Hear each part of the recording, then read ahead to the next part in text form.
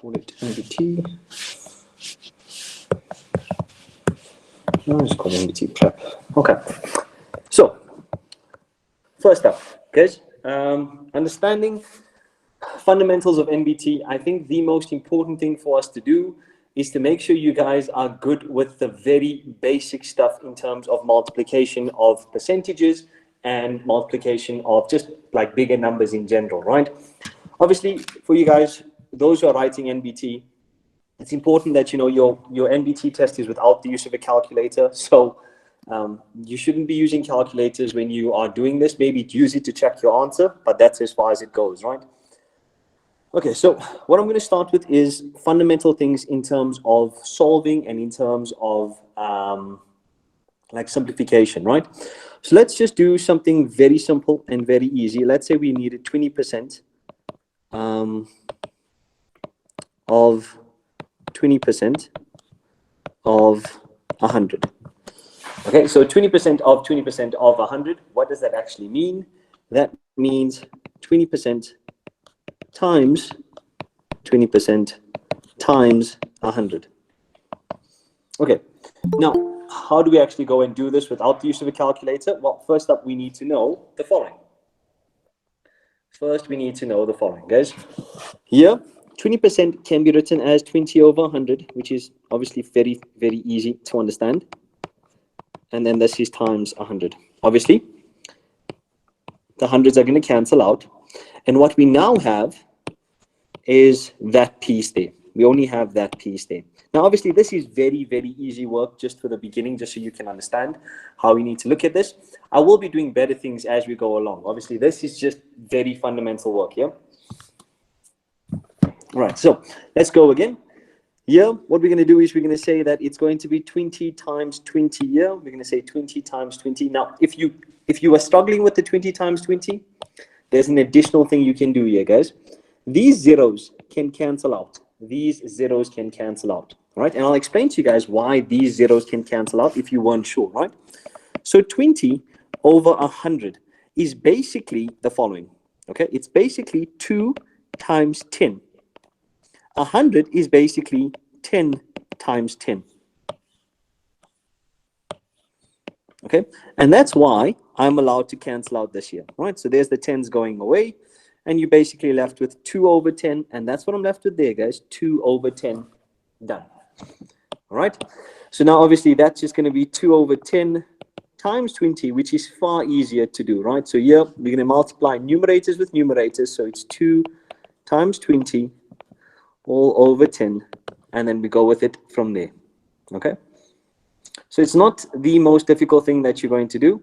It's pretty nice to understand, and then you just go and simplify that from there, right? You can simplify that from there, and we should be okay. So here, because obviously 2 times 20 is obviously going to be 40 over 10, and 40 over 10 is obviously just going to be 4. There we go.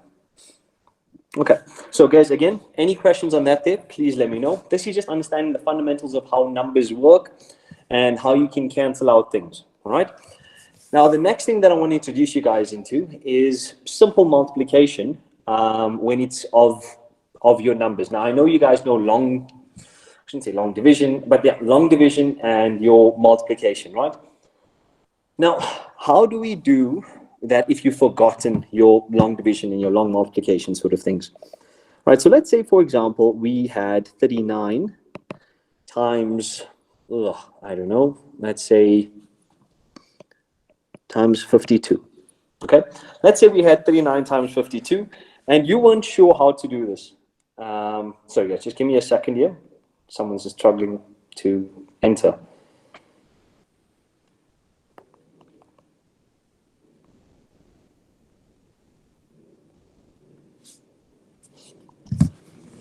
All right, sorry about that. Okay, so 39 times 52, let's just call it our question 2. How would we do this? Yeah, guys, you can actually use something you learned in possibly grade 8, maybe grade 9, but more likely grade 8, guys. This, you can create 2 brackets for this here, right? So your first bracket is going to be for 39. Your second bracket is going to be for 52. So you look at what is your closest 10, right? You look at what is your closest 10. So obviously 40 would be the closest here, right? 40 would be the closest for the 39. So it's 40 minus 1. Now, what is your closest 10? What is your closest 10 for 52? It's 50, right? 50 is your closest 10, and that's 50 plus 2. So now, it's actually easier in terms of doing this, right? So here, it's so much better for you guys to do it this way, because then you can obviously just use your normal distribution that you are used to. Okay, so 40 times 50, right? 40 times 50. If you aren't good with those big numbers, 40 times 50, which is the first one, you can do it like this here. Again, the way I showed you the last time, it's the same sort of thing, right? So here, it's 4 times 10, and then 5 times 10. Okay, so we can go with this. 4 times 5 is obviously 20. And then we can go 10 times 10 is obviously 100, right? So that means this is going to end up being 2,000 and then sort it out from there, right? So again, if you have any questions on what I've just done there, please just let me know. Hopefully it's easy enough to understand, right?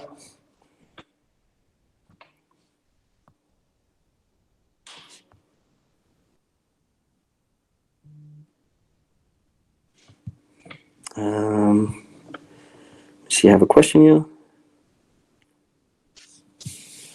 Okay, so I personally don't like the long multiplication, but if you do want to go and learn it that way, you can definitely learn the long multiplication way. I just don't like it. It's just my preference to it, guys. Yeah. And yeah, okay, let me go back. I see someone's got a question there on how did I get the -1 and 2. Oh, okay, so just for how I got it in this bracket here. Sorry, guys, let me just go back and do this quickly. How did I get to this -1 here, and how did I get to this +2? So we look at how do we get to the closest 10. So here the closest 10 to 39 is obviously 40. So 40 minus 1 gives me the 39, right? And then how do I get to 52? What I did was I said the closest 10 is essentially 50 plus 2 to give me that 52. That's how I've done that there. All right. So yeah, this is going to be, I've obviously skipped too many lines there. This is going to give us 2,000.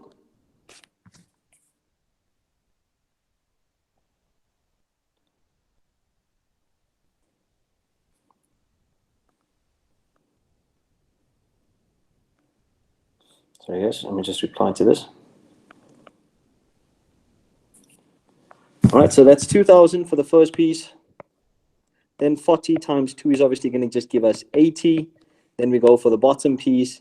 -1 times 50 is obviously going to give us -50. And then -1 times 2 is obviously just going to give us -2. All right, so let's just not make this difficult for ourselves.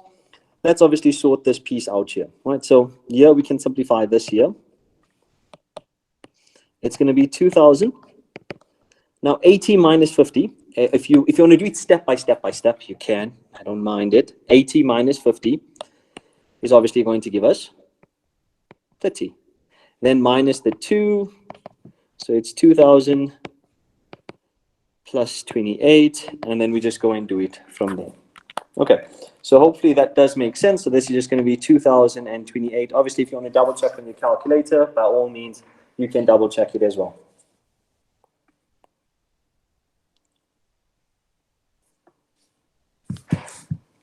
All right.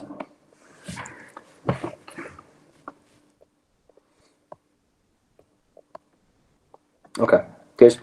So far, so good. Again, this is just the fundamental stuff. Getting good with understanding the basics on the math. Now, let's go and give you what is like a typical, how can I call it? I don't want to say it's a level 1 or 2 question, but it would be like a level 1 or 2 in your NBT, right? Let's say they gave you 3,000 to the power, 3 to the power of 1,001 minus 3 to the power of 1,000 minus 3 times 3 to the power of 999. Let's just rewrite that there. All right, there we go. Okay, so here we have it as something pretty simple, right? So 3 to the 1,001, 3 to the 1,000 minus 3 times 3 to the 99. Now, guys, don't make this too difficult. What you want to do is you obviously want to make sure you simplify this here to your next step, which is, again, something that I think everyone should be able to do, especially at a matric level. Now, obviously, this here represents what? This represents 3 to the power of 1. So here, it's going to be when you're multiplying your same bases, you're adding exponents. So this is going to be 3 to the power of 1,000. Okay, 3 to the power of 1,000. Now, the biggest mistake that happens here is that you get into this habit like, oh, okay, this can cancel with this. No, guys, it's not going to cancel because they are both minuses, yeah?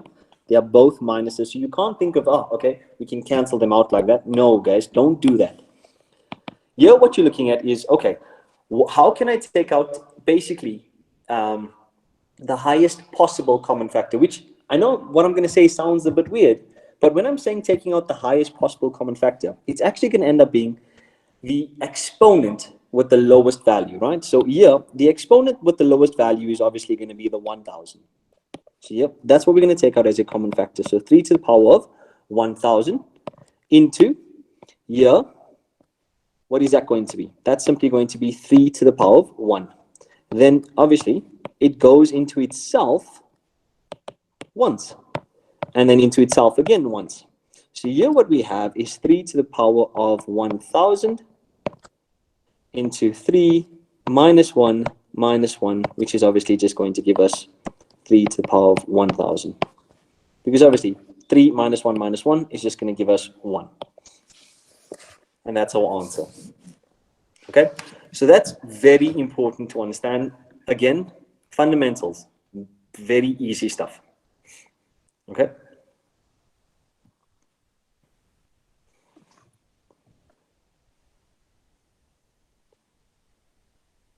Okay.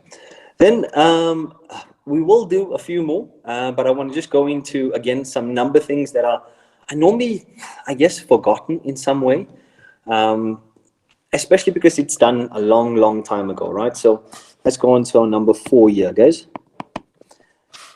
Right. Here, let's say they give us the following, okay? They tell us we need to find out the value of, let's say, 1,000,000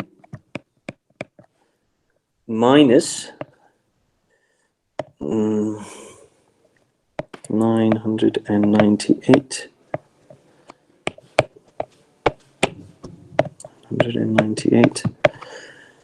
times 1,002. Okay, so let's say they give us something like this here, guys. Now, how do we calculate this without the use of a calculator? Actually, not the most difficult thing we're going to do. So what we're going to do here is we need to understand that we can write this 1,000,000, okay, as something very close to these two numbers. We can write that 1,000,000 as something very close to those two numbers, which is obviously going to be 1,000 times 1,000 minus 998 minus 1,002. Right? So this is to understand those things, right? Just the fundamental stuff. Okay. Now, guys, when we're doing this here, please understand that here we are going to have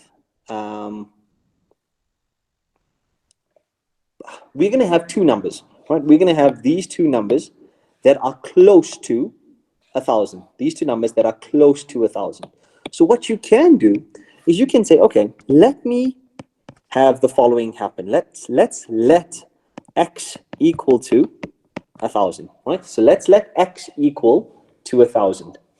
So that means on this side, we basically have it as x times x. Here, 998. What is 998? It's basically x minus 2. Now, what is 1,002? It's basically x, but plus 2. Okay, it's x plus 2. Okay, any questions on this so far? Please let me know.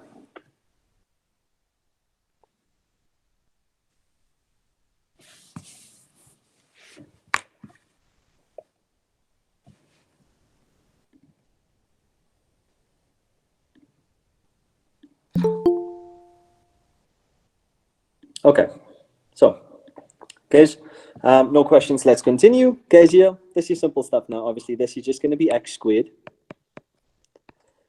Don't forget how difference of two squares works. Basically, first times first, because this is difference of two squares. So first times first, x squared, last times last. And don't forget to keep it in brackets for now, right? Then we're going to do last times last. So minus 2 times 2 is obviously just going to be minus 4.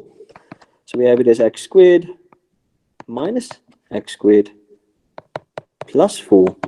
And then we are sorted out here. So this is going to actually end up just being 4 as our final answer. Okay, so again, these are things that we were supposed to obviously know in terms of like multiplication. This one, however, for question 4 is obviously not something I would have expected a lot of people to just instinctively know. Okay. Now, the next thing that I'm going to be going into with you guys is the concept of factorizing. Okay, it's the concept of factorizing. And it's obviously not your normal factorizing, because obviously you've done your normal factorizing before. Okay, it's slightly different to what you would maybe be used to. Okay, so let's say, for example, we have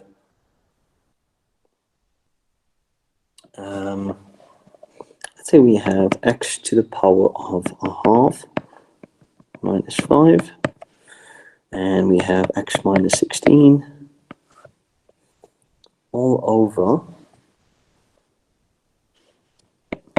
x minus x to the half minus 20. Okay, yeah, that should work out. Let me just make sure. That's 1, that's fine. Yeah, that's going to be fine. Okay, so let's say we have something like this here. Now, how do we even simplify this here? Because that's what they'll ask us to do. They'll ask us to basically simplify what we have here. Now, to simplify what we have here is actually, it's very, very easy. Not because like this is maths that you should have known. It's maths that you actually know, but you haven't seen it like this before. Okay, you haven't seen it like this before. All right, so let's continue with this here. So here, guys, please understand that you can actually factorize this here. Okay, you can actually factorize this here. This is in actually a trinomial type of form, right? This is in a trinomial type of form. So if it's in a trinomial type of form, what are we going to be doing? This is what we're going to be doing, guys. Here, I'm going to keep it as x to the half minus the 5. I'm going to have it as x minus 16. Oh, sorry. X minus the 16. Now, guys, here we are factorizing, like I said, that piece there. We are factorizing that piece there. So what I'm going to do now is, guys, you factorize this as a normal trinomial, right? You factorize this as a normal trinomial. So this is what it's going to look like. Now, why am I saying factorize it as a normal trinomial? Because when you guys are used to factorizing, let me just explain it on this side, just in case, right? Yeah, guys, you're used to having it as, for example, x squared, x, and a number.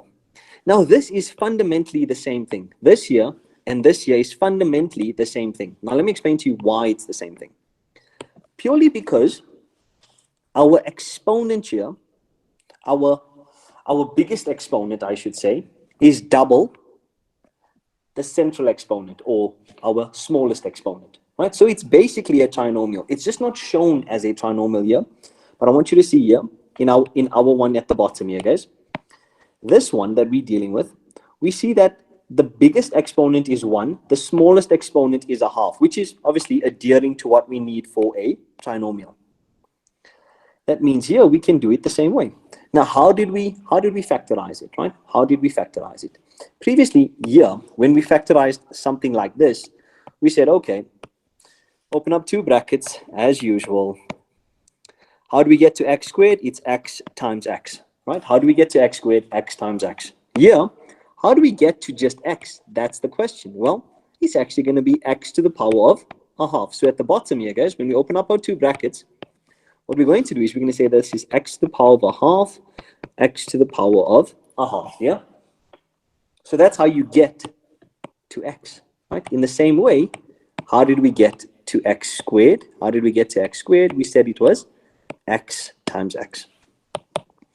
Right, now comes the easy part. Now, which two numbers when we multiply is going to give me 20, and then added or subtracted, give me this -1 here. So it's obviously going to be 4 and 5, right? It's obviously going to be 4 and 5. But now we've got to figure out, is it going to be +4 or minus, is it going to be +4 or -4, or is it going to be +5 or -5, right? So we know 4 times 5 gives me 20, and then when I add or subtract these two, I'm going to need to get to this -1. So how do I get to -1 between 4 and 5? I must be saying +4 and -5. I must be saying +4 and -5. So the same goes at the bottom for our actual question. It must be 4 and 5. Now here it must be plus, and here it must be minus. Now immediately what you can see is it's all multiplication. So here we can cancel out the top one there and this bottom one here. They're exactly the same. And before I go on any further, I'll just need to find out, guys, if there's anyone who has any questions on what I've just done now. Yeah? Anything at all you guys want to ask, please ask here. And then I'll go through the second piece here, which is, I think, a little bit of a cooler piece. Hello, sir. Hi. Can you please explain the part of x to the power of half? Because like I arrived late, so yeah, I'm kind of confused. Okay, so there's a lot of x to the power of halves. Which one are you talking about? The one at the bottom, like the denominator, like the two brackets. This here? Yes, sir. Okay. So here, what we did was, first up, we said that it's the same as this. We said that this piece is fundamentally the same as that there. That's what we said. And all we did from here was we've opened up our two brackets. That's what we did initially. And that's what we've done there. Okay, so that's all pretty much the same things. Now, the next thing that we've done was we said that how do we factorize x squared? We factorize x squared by just putting it as x. And here we factorize simply x. We factorize x by putting it as x to the power of a half times x to the power of a half. That's how you do it. It's because x to the power of a half times x to the power of a half gives you just x. And then after that, it's just simply doing your normal factorization. Which two numbers multiplied is going to give me 20, and then added or subtracted give me the -1. And then after that, we just figured out that it would be 4 and 5. And we said that +4 minus 5 gives me that -1. And that's why I have it like that in the bottom bracket as well. Okay. Thank you, sir. No stress. Now, guys, here comes a really cool piece. I think this was one of the best things that, actually, I'm not going to say one of the best things, but I feel like schools should have included this in the syllabus, because it's important to understand that it shouldn't just be the basic difference of two squares that you guys are drilled with from like grade 9.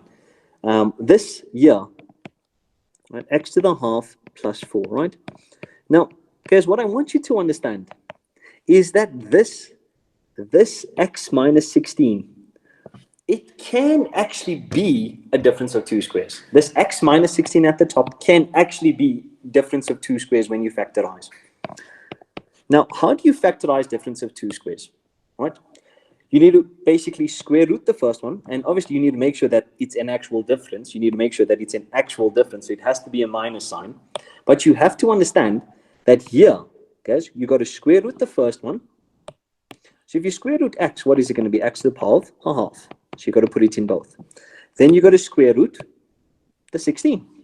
Now, if you square root the 16, that's obviously going to give us 4 and 4. And then it's going to be plus and minus. What you have now is x to the power of a half plus 4. And now you have this cancelling out. So the cool thing here, guys, is that obviously this math, it's not new math. This is maths that should have been taught at some stage, but it's just applying it in a slightly different way. Okay, so obviously they are allowed to ask these sort of things in your matric final exam, because you need to be able to think at that level, where this here can actually be factorized a little further if you do get to a stage where you need to factorize it further. Something like this, in terms of simplifying it at a matric level will probably come out in, for example, your optimization in your calculus. You've got to simplify it. Let's say you have the area or the volume that you're dealing with, factorizing it to the simplest form, and then after that, finding the derivative thereafter, right? But yeah, this is important, guys. Any questions on this here, you let me know, guys. So new things that you guys have been introduced to, let me just go through it again, that this here can be represented as a trinomial, and this x minus 16 can be a form of difference of two squares, okay? It's just cool new things that you are introduced to. Okay, guys, let me see if there's any questions. Okay, so I know fundamentally, because I've gotten 2 questions now from you guys. I know you guys are saying, but x minus 16 is not difference of two squares. Now, I'm telling you that it is because I know in school, it's drilled into you guys that it's only if it's like your even numbers. So it's only if it's x to the power of 2, x to the power of 4, x to the power of 6, x to the power of 8, and then minus a perfect square. Now, what I'm telling you now, guys, is that this here can be factorized into this. So if I do it like this, let me write it as the root of x times the root of x, and then this is plus 4 and minus 4. So I just want to prove to you that it is correct in terms of factorizing it like this here. Now, I just need you to know the following, okay? When you're factorizing it in the difference of two squares way, you need to know you must have a difference. Your number must obviously be a perfect square. The variable doesn't have to be a perfect square, because you can pretty much make any variable or most variables a perfect square. I don't want to say any variable because later on, if you guys do, which I'm sure you guys, whoever's going to be doing maths, you guys will learn about like imaginary numbers. So for now, I don't want to go into that for now. I just want you to understand that most variables, especially for grade 12 purposes, like if it's x, y, z, theta, whatever, we can treat that, we can make that into a perfect square, right? So here, let me just show you guys, this here is going to be the following. This here, if I factor, also if I simplify that, how do I simplify that? It's going to be root x times root x, which is just going to be x, and then it's going to be plus 4 times minus 4, which is obviously, as we know, minus 16. So that's just proving to you that that's how you can factorize it, okay? So like I'm saying, guys, this, especially in your NBT, right? Especially when you're dealing with these x to the power of halves and all of that, you need to switch on your brain in terms of thinking of it as what we've done here. Okay, I'm not going to say it's going to be like that all the time, but you need to know that it is a possibility for it to actually be that way. Okay. Now, that is, again, just a weird part of factorizing in like special cases for the NBT. Now, let's introduce you guys into infinity in terms of the NBT. Okay, so they ask this often enough. Let's call this question 6. So let's say we have this as 8 is equal to the square root of y plus the square root of y plus square root of y. Let's put the plus there and then say that. Okay, now we're saying that this continues forever. That's what we're saying. We're saying that this continues forever. Obviously, this here. Now, if that continues forever, right, we're saying that it's an infinite. This piece is infinite. We're saying that this piece here is going on to infinity. Now, what does that actually mean? Now, this is going to be a very important piece. That means even if I remove this first one, right? So let me just actually just take that first one. Oh, let me just see if I can get this better. Yeah, perfect. So let's say, let's say I just remove that first piece, right? It means that this is still going to be equal to 8. It means that this here would still be equal to 8 here. Because it's going on for infinity, right? Because it's going on for infinity. So what I'm saying is, when you have an infinite equation like we have here, right? What you're going to do is you're going to say that, okay, I'm going to let this piece here, I'm going to let this piece here, because it is going on forever, right? It's going to be the square root of y, square root of y, square root of y, square root of y, square root of y. And because it's going on forever, I'm going to say that that piece there is also going to be equal to our 8. So I'm going to say, okay, 8 is equal to y plus 8. Because no matter how many like root of y's you take away, because it's an infinite series, it would still be equal to 8. So this piece here, right, if I just took that piece away, it would be root of y plus root of y plus root of y plus root of y, going on for infinity again, it would still be equal to 8. So that's why in place of this here, I can just put 8. In place of that, I can just put 8 like I've done here. I know it sounds weird, but it's important to understand how the concept of infinity works. I know it sounds weird, but that's how it works. Okay, so here, this here is basically going to be a normal equation from here. I just rewrote it. I shouldn't have. You want to square both sides. So that's just going to be 64. This is y plus 8. You take it over, and then you sort it out from there. Okay, so here it's just going to be 64 minus 8, which you can obviously, you don't have to use a calculator, especially those who are writing NBT, you can't. 64 minus 8 is 56, and done. Okay, that's your y value, and you sort it out. Okay, guys, any questions on this one here? Please let me know. Okay. Okay, so I'll explain how we made this 8. There's like 6 of you guys are just like, I don't know how I got this to be 8. Let's go through this again, right? Let me write it below.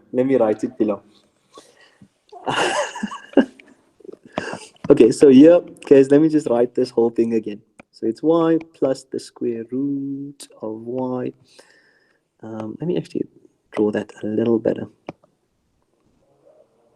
so that I can take it away.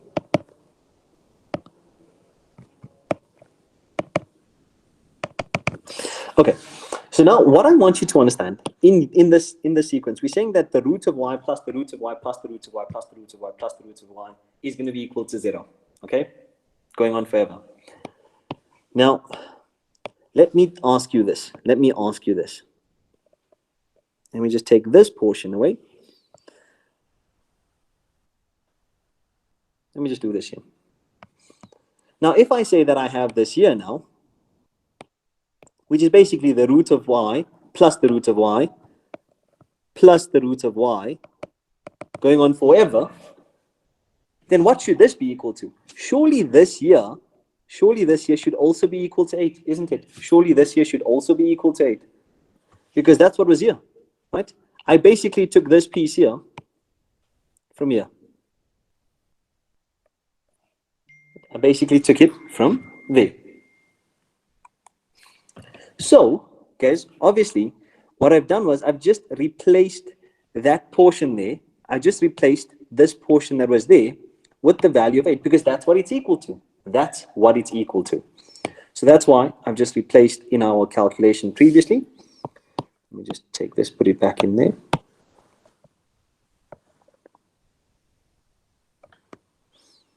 This, we said, is basically also 8. So I've just written it as y plus 8. And then we just squared both sides, and then we went to go and solve for it.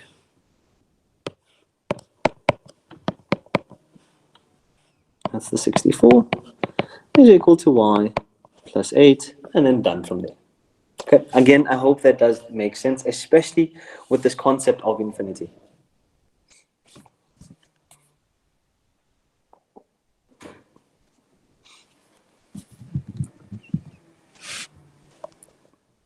Okay. Let me do one similar. So that then you guys aren't struggling with this here, because I understand it's a new thing that a lot of you guys may have not done before, right? So let's say I have, wait, what is this question? Okay, remember 6. So let's make this 7, and then we'll move on the other side.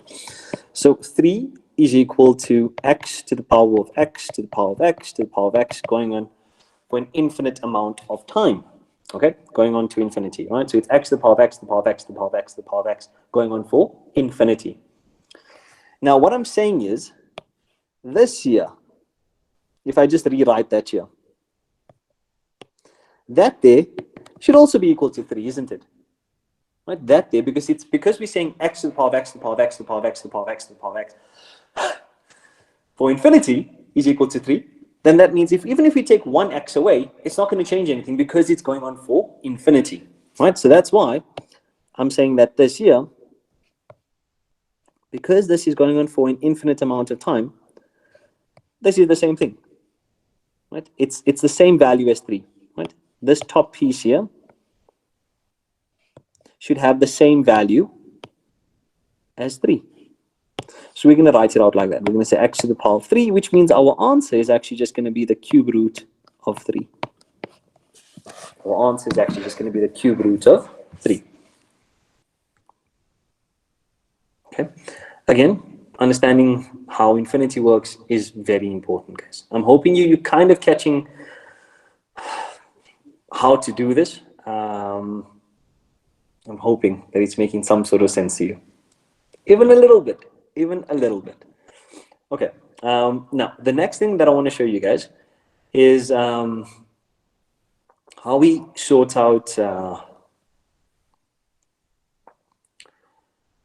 how we sort out our we're going to do some tricks just now, but I just want to see what is the last thing that I wanted to do. I had it on here.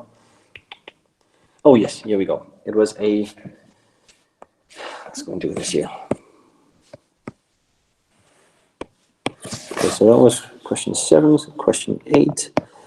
So question 8, they give us y plus 1 over y is equal to 7. And then they say we need to calculate y minus 1 over y.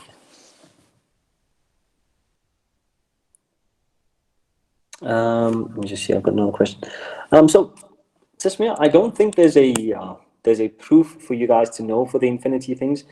In all honesty, the proof that you're looking for is the sum to infinity proof, which is your normal geometric series proof, but obviously going on for an infinite amount of time, right?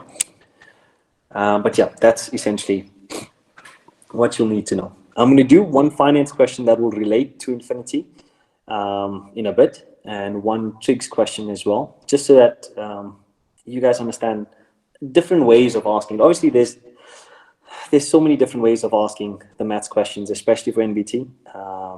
Proofs, however, is not really something that is asked in NBT. Yeah.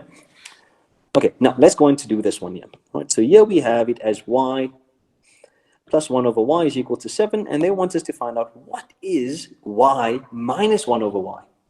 Now, I know this is actually a little weird, okay? So here, you actually, there's kind of like a algorithm to this in terms of how to do it. So what you want to do is, you want to figure out, okay, how can I make this one, actually, I'm going to do it like that. How can I make this one and this one look similar? How can I make those two look similar? Now, the only way to do that is to actually square both sides. So I'm going to do it in the middle here. I'm going to say that this is y plus 1 over y. Okay, and I'm going to square it. And I'm going to say that's obviously equal to 7, and that's all squared. Now, how do I square this? Okay, now it's the same things. Y, you're going to square the first, which is going to be y squared. If I multiply y times 1 over y, right? If I multiply y times 1 over y, I'll just do the calculation on the side before I use the side here. So it's y times 1 over y. That's how you square your binomial, and then you double it. So here, y times 1 over y is going to cancel, so you just have 1 there. So that's going to be 2. So that's going to be our middle value here, right? Because when we're squaring our binomial, we've got to square the first. We've done that. You've got to multiply the 2 and double. We've done that there. So that's 2. And then you've got to square the last. So that's basically 1 over y squared. Right? Because 1 squared is 1, and then over the y squared. 7 squared is 49. Okay, so now I'm just going to take that there away. Okay, now let's go and put this here. Let's go and understand this. If I take the 2 over, I'm going to have it as y squared plus 1 over y squared is actually equal to 47. Okay. Now this is important, right? This is important. Now I want to do the same thing. Like I said, I want to do the same thing for this one here. I want to square it out to kind of get it to something to look similar, right? So I'm going to say that this y minus 1 over y all squared, what would that be equal to? Well, that's actually equal to, we'll do it on this side, right? So we'll say square the first one, it's y squared. Multiply the 2 and double. If you multiply the 2 and double, you're just going to get minus 2. We know how that works. Y times minus 1 over y is minus 1. And if you double it, it's going to be minus 2, obviously. Now, here, you're going to square the last one. You're going to square the last one. So here, if you're going to square that 1 over y, it's going to be plus 1 over y squared. And that's not too bad because of the following. Y minus 1 over y equal to 2. Let's group these two together. Y squared plus 1 over y squared. Y squared plus 1 over y squared minus the 2. Now, don't we know that y squared plus 1 over y squared is 47? Y squared plus 1 over y squared is 47. So that's what we're going to put down here. Y minus 1 over y squared all squared is equal to here. This is going to be 47 minus 2. You're going to have it as y minus 1 over y all squared is equal to 45. And then we go with it from there. So now we've got to square root both sides. So if you're going to square root both sides, guys, the square root of 45, you need to be able to simplify this without the use of a calculator. So you've got to look at it like this here. Okay, which two numbers, easy numbers, which two easy numbers that I can think of is going to get me to 45, right? It's typically your prime numbers that you look at. So your prime numbers is like your 2, 3, 1, typically. But now if you don't know your prime numbers, it's okay. What you can do is, okay, easily, how do I get to 45? Normally, the easiest way is 9 times 5. Because you've got to know your basics, right? So 9 times 5. You've got to go and know your easy multiplication, right? So 9 times 5. Now you can do the following. You can actually square root the 9. You can actually square root the 9. So if you're going to square root the 9, it's going to give you 3, and then you have it as root 5. And in your calculators, you'll see that square root of 45 is 3 root 5. Okay, so that is what our answer is. Y minus 1 over y is actually 3 root 5.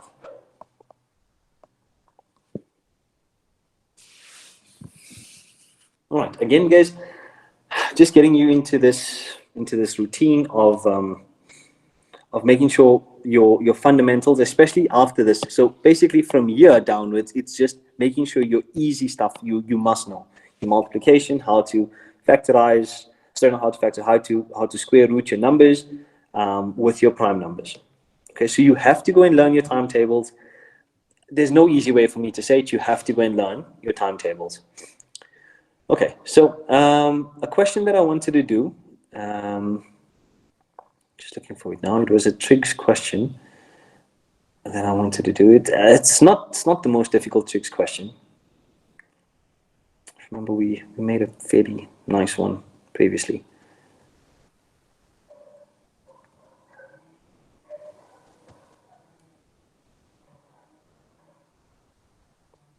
Oh yeah, here we go. This was question 8, question 9. Okay, so here, guys, they say determine sine of 2 theta if cos theta is equal to 1 over k. Okay, so first up here, guys, whenever you're dealing with this sort of thing,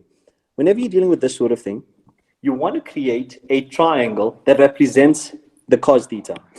All right, so we're going to say here's our triangle here. We're going to say this is our angle theta.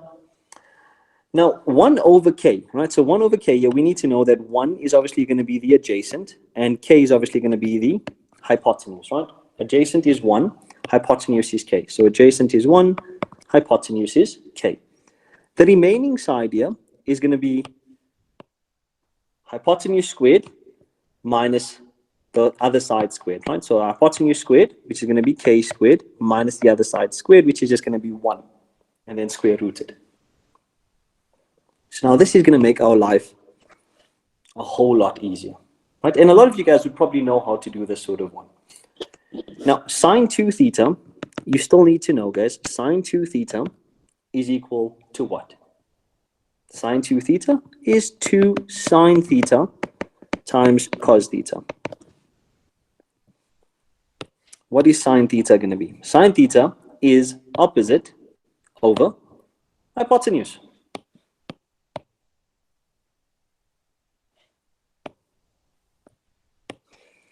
So it's 2 into, so your opposite is going to be the root, put it there as the root of k squared minus 1 all over k. And then obviously cos theta is just 1 over k. So what we have here is k squared minus 1 all over k squared. That is what you simplify to.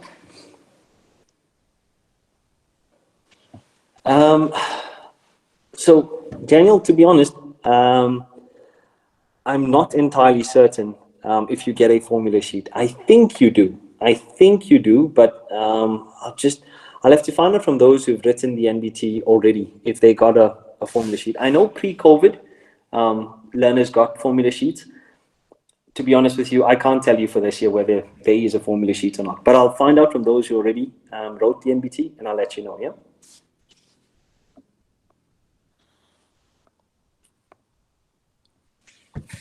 Okay. Now, the next question that I want to explain to you guys is a number pattern. No, sorry, not number pattern, but sigma question, right? That's question 9, question 10. Right, so question 10 here. Basically, they give you, let's say they give you the sigma of 4 equal to 1, 3v plus sigma of v equal to 0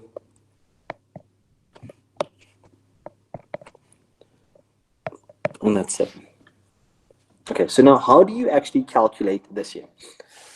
So again, guys, here, most of the time, I'm not going to say all the time, but most of the time when it's easy ones like this here, you can actually go and calculate it like an easy way. So what you do is you say, okay, where's my sigma starting? My sigma starting when v is equal to 1, and I'm going all the way to 4. So that's my ending one, right? So that's my ending term is 4.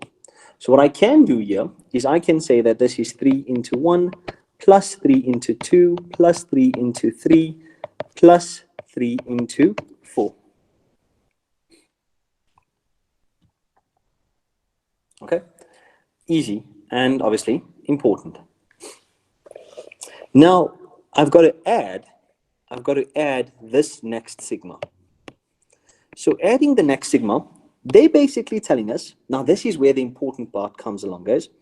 From v equal to 0 to from v equal to 0 to 5, how many terms are we dealing with in this one? Remember, number of terms is equal to the top number, the top value, which is 5, minus the bottom value plus 1. So we're essentially dealing with 6 terms. We're essentially dealing with 6 terms for that piece.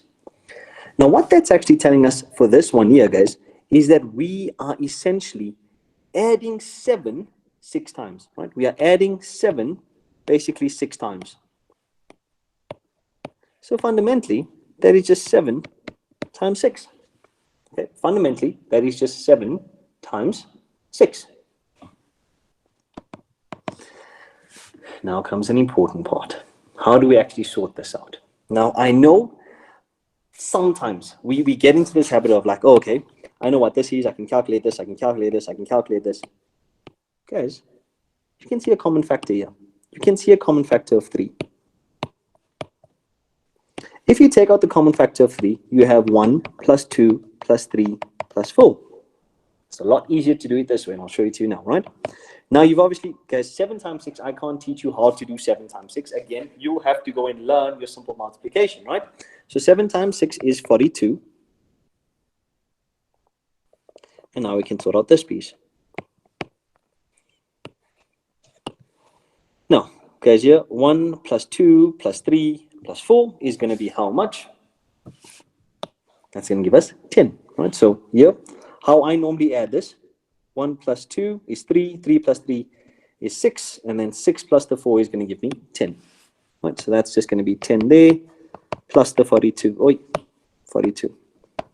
So 30 plus 42, and that's done, and that's the 72. Okay, so guys, questions on this here, please let me know, guys. Please let me know any questions on what we've just done here.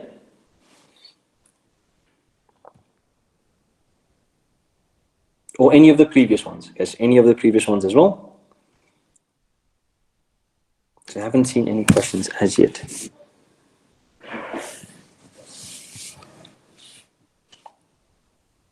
Okay, guys, I want to go and do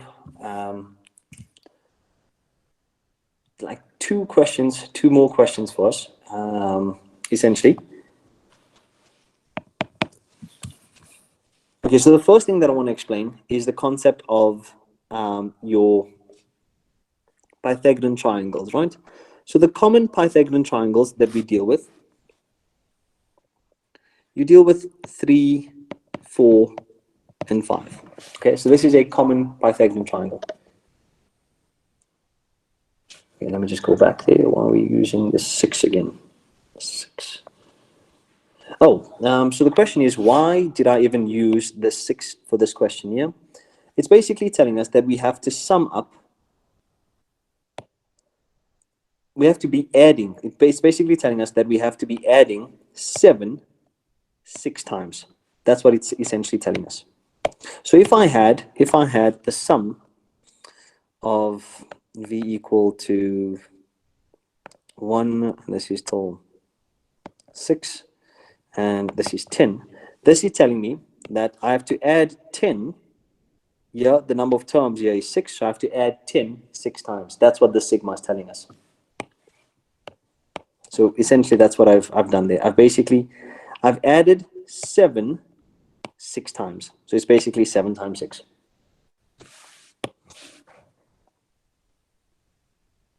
Okay. Right now, guys, Pythagorean triplets is what they're called, and they're very important to understand, right? So 3, 4, 5. Now this can also be if I'm doubling the 3, it's going to be 6. If I'm doubling the 4, it's going to be 8. If I'm doubling the 5, it's going to be 10.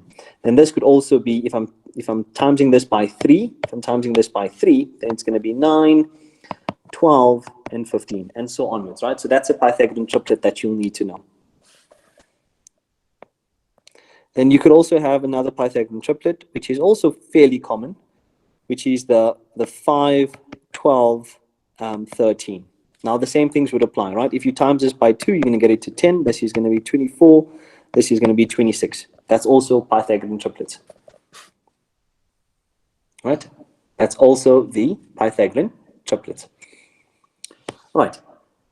Now, these are things that you have to know, guys, because it's going to, rather you guys know the Pythagorean triplets and you know how they work, then you're going to calculate, oh, okay, I know that 5 squared, let's say you needed to find that one there. You're going to find out, okay, 5 squared plus 12 squared is equal to that unknown hypotenuse squared. Going to do this long calculation is going to just waste time in the NBT, and we don't want that, yeah? Okay, and yeah, that's essentially Pythagorean triplets that you need to know. I think another common one that, I don't know how common this one would be, but is 7, 24, and 25. I think fairly common sometimes. You would see this Pythagorean triplet as well. So again, if you times this one by 2, it's going to be 48. This is going to be 14, and then this is going to be 50. Okay, so those are also Pythagorean triplets. All right. Okay, now the next thing, let me just see, I've got another question. Eighth example, the eighth example. Where was the eighth example? Okay, the whole thing, or there's the specific piece? Because I don't think I'm going to have time to finish the whole thing again. But if there's a specific portion here that's not making sense, you can tell me and I'll re-explain that.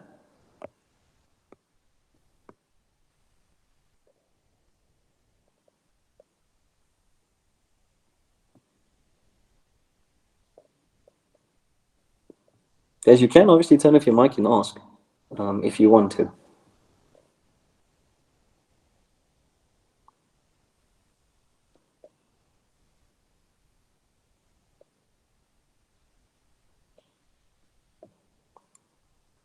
Okay. Guys, let me go and do the next piece that I want to while we're waiting on the question 8, right? So the next thing that I want to explain to you guys is, let's say it's not really a difficult question, but it's something to think about, right? So if you need to sum the first 100 natural numbers, the first 100 natural numbers, and please remember, you need to know what your natural numbers are. Your natural numbers are 1 all the way to 100, right? You want to sum the first 100 natural numbers, which is basically 1, 2, 3, and then going all the way to 100. Now, how would you sum this year? Guys, here, please, you need to also remember things that you've learned this year. This would actually be an arithmetic sequence. You'd be adding 1 each time. How is it?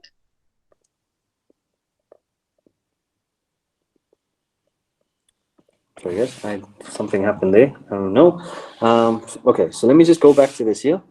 Like I said, guys, we are summing this here as +1 each time, right? We are summing this as +1 each time, which means the difference is 1. Guys, I'm not sure whose mic has just gone off. Guys, just for while I'm explaining here, please just keep it off, guys. I have to explain this here. It's important to understand, right? So, like I said, guys, here it's a normal arithmetic sequence where we are adding 1 each time. Yeah, we are adding 1 each time. Now, here you need to know it's a sum. It's a sum formula because we want to find the sum. It's the sum. So it's the SN formula for an arithmetic sequence where we know the first term and we know the last term. Right? So that means it's going to be n over 2 into a plus l. Now, here comes an obvious thing, guys. How many numbers do I have between 1 to 100? I have 100 numbers. Between 1 and 100, I have 100 numbers. But this is important to understand. Between 0 to 100, I have 101 numbers. I'm going to say it again. From 1 to 100, I have 100 numbers. But from 0 to 100, I have 101 numbers. All right, so here we just have, obviously, like I said, 100 numbers because it's just from 1. So it's n over 2, so it's 100 over 2. My first value is 1, and my last value is 100. My last value is 100. So this is going to be 50. This is going to be 101. And now, yeah, guys, if, for example, you don't know how to sum this here, if you don't know how to multiply this here, let me show you guys. Again, you can do this the way I've showed you previously. Okay, so what's the closest 10 or the closest 100 for this 101? It's obviously going to be 100 plus 1. So now it's even simpler. 50 times 100 is obviously going to be how much? You obviously, guys, 50 times 100, I can't tell you how to do that. You'll have to, if you don't know how to do it, guys, on the side you can practice. So 50 times 100. Like I said, guys, here you can break this up into 5 times 10 times like 100 if you want. And then just go with it from there. But just remember, guys, when you are multiplying by 100 or by 1,000 or by 10, you're just adding zeros, right? So we're just adding the zeros here. So it's basically just going to be 5,000, right? So 5,000, we've done that distribution there. Now we've got to do that distribution. So 50 times 1 is just 50, and that's just going to be 50, 50, and done. This coming week, we will be doing, obviously, those who are in the in the normal NBT course, guys. We're going to be doing far more in-depth stuff. If anyone would like to join, please just message me.